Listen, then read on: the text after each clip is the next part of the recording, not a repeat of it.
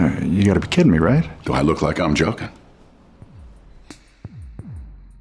Welcome to In Frame Out's Year in Film, where we take stock of 12 months of spectacular cinema and unfortunate rubbish. With the last rusty flush of December threatening to overflow and make a mess of our fancy new year, there's nothing wrong with getting a little potty-mouthed about some of film's most pungent turds. Having swooned myself silly over the 12 best movies of the year, let's get dank, dirty and dire with entries 5 through 1 of our worst films of 2020. An army couldn't deter God's will. An army couldn't stand against God's might.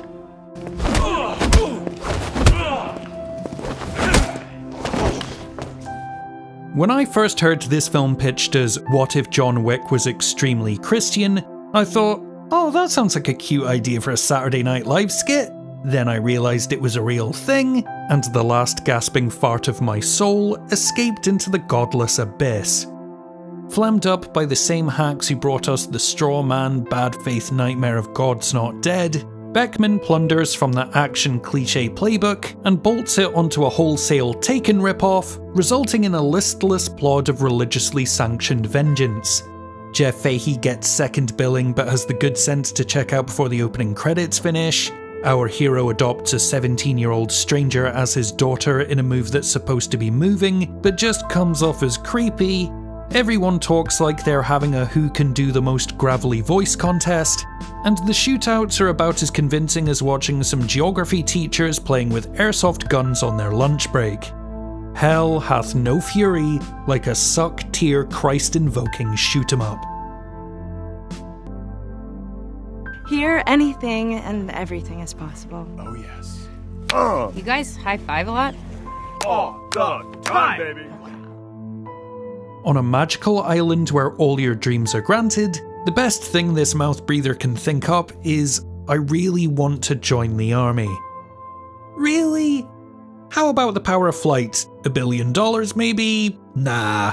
The most imaginative, wondrous wish this Chad can think of is give me a gun and some camouflage, then dump me in a jungle. Look at that, I pinned him! I pinned the army man! God bless you for being in the army.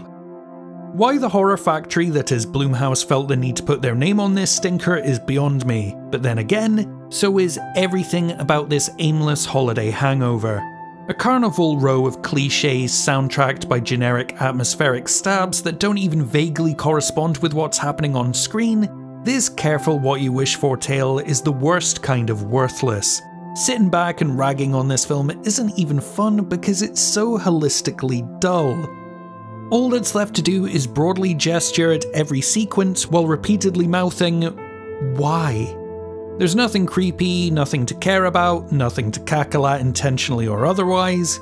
To be honest, I'd recommend chugging a pint of sand before spending one moment on this vacuous vacation. For those in the know, it's called a money plane. Some of the baddest motherfuckers on the planet are on that plane, all craving action. Whatever you want to wager on, the money plane has you covered. You want to bet on a dude fucking an alligator. Money plane. There's no way to articulate just how embarrassing Money Plane is, nor just how much fun I had gasping along to every barrel-scraping rock-bottom moment of hilarity. So here are a few delightfully shit lowlights of a film so exasperating it borders on experimental. Every set has all the tangible believability and realism of a nursery school production of an episode of 24. Kelsey Grammer clearly agreed to do this film on the condition that he got to shoot the whole thing in a single day and without having to leave his patio.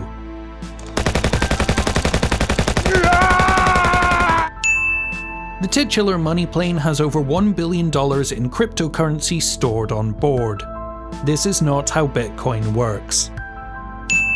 A man named J.R. Crockett, sporting a fake mustache, and played by the son from Mrs. Doubtfire, has a game of Russian roulette on a pressurized and not in any way bulletproof plane. Oh goddammit, give me the fucking gun! I can't lose! And here are just a few quotes that I think you'd appreciate. What if I don't work for you? What if you were actually just a little bitch? When I was young, I chopped off arms for free. I'm the baddest motherfucker on the planet. Maybe the only bad film on this list I would heartily encourage you watch, even if the act of doing so may cut your life expectancy in half. Money Plane. What we got is grizzly, Sarge. Oh yeah? How grisly? Pretty grisly. Face cut off, ear removed, no sign of any other body trauma. Cause of death, apparent shock and loss of blood. Nice. Another sicko killer. When we talk about films that are so bad they're good or comedically bad, for every cult classic gem, there are hundreds more that are irredeemably terrible, or the worst sin of all, boring. Verotica is the rarest kind of bad. It's unintentionally hilarious, glorious trash, and it's also a dire, depressing chore to sit through. Intended as a horror anthology, it ends up closer to a desperately sad porno parody of itself. It would be dishonest to call whatever these people are doing acting, the production design is non-existent, and it's directed with the clumsy, erratic uncertainty of a goose trying to steer a cement truck.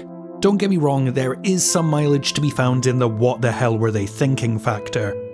This is unquestionably the most humiliating thing Glenn Danzig has attached his name to, which is wild considering he also managed to release one of the year's worst albums.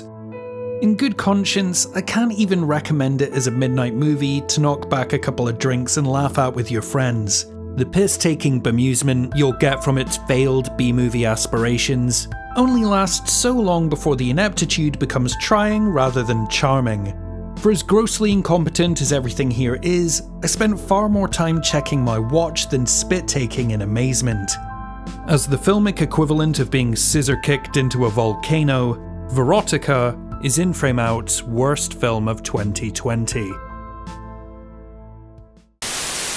And those were entries 5 through 1 of our worst films of the year. With that, it's time to say goodbye to another 365 days, and move on to all the fresh delights and miserable moments 2021 is sure to have in store. A shout out to our Patreon producers Jennifer C, Claire MD, Becky O, and Nicholas Le Revere, and all the love in the world for these amazing folks who support us over on Patreon. Did you manage to catch any of these turkeys? And if you did, how did you find them? What are your personal least favourite films of 2020? Is there anything I missed? Let us know in the comments below. For anyone who's missed any of our end of the year videos, make sure to check them all out over on the channel. And if you check the description below, there's a handy link to a playlist that features all of them. If you're in a position to do so, we'd love it if you checked out our Patreon, where for as little as $1 a month you can get your name in the credits, additional content, access to our private Discord, and a membership to the In Frame Out Film Club. As always, thank you for watching. Until next time, this is In Frame Out.